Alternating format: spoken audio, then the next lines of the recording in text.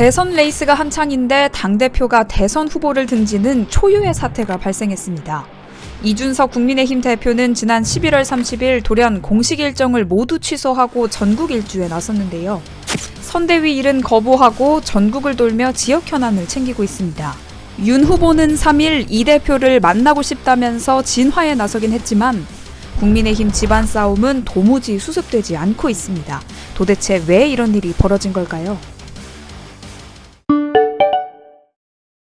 사실 윤 후보를 중심으로 선대위가 꾸려지기 이전부터 두 사람은 묘한 신경전을 벌였습니다.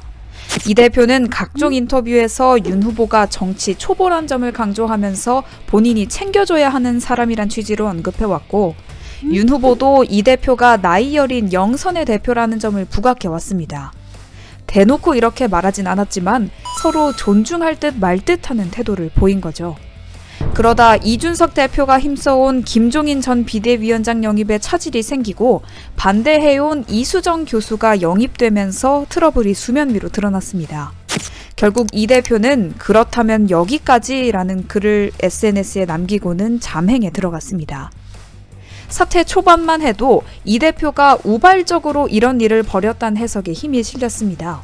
더군다나 페이스북 글을 올린 시점이 이 대표가 국민의힘 초선 의원들과 술자리를 갖고 있던 때여서 내부에선 술김에 이러는 거 아니냐는 반응도 나왔습니다.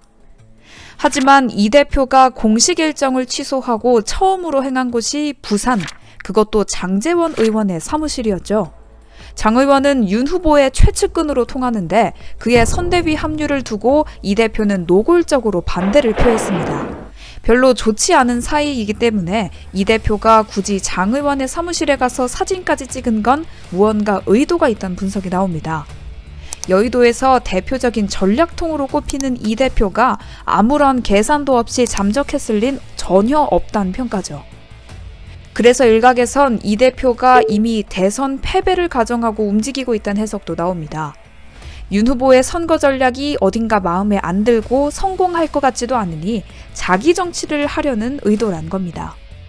또 본인이 윤 후보를 도와 대선에서 승리하더라도 워낙 윤 후보 측근들의 입김이 세다 보니까 자신의 당내 입지가 좁아질 수밖에 없고 이런 점을 염려해 손을 털고 나왔다는 얘기입니다. 벌써 윤 후보 지지율은 휘청거리고 있습니다.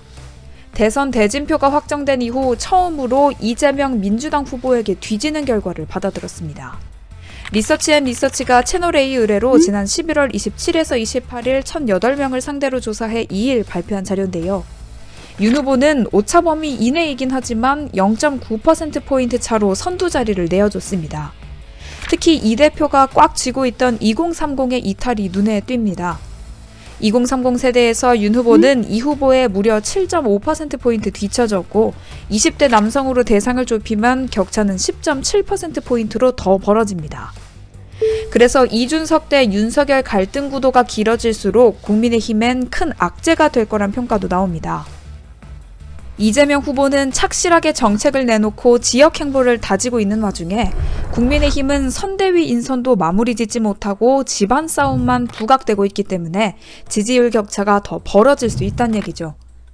일각에선 골든 크로스, 그러니까 이 후보가 윤 후보를 본격적으로 앞서는 시점의 신호탄이란 관측도 나옵니다. 돌연 잠적을 택했던 이 대표, 과연 언제 돌아올까요? 이 대표는 2일 취재진 앞에 서서 자신과 둘러싼 패싱 논란과 관련해 윤 후보로부터 보고받은 게 없다면서 사실상 인정했습니다. 또 윤 후보와의 갈등과 관련해선 윤 후보가 어떤 걸 상의한 적도 없기 때문에 이견은 존재하지 않는다. 제가 뭘 요구하기 위해 이렇게 한다 보는 것도 심각한 모욕이라며 목소리를 높였습니다. 이번 사태가 과연 어떻게 마무리될지 지켜봐야겠습니다.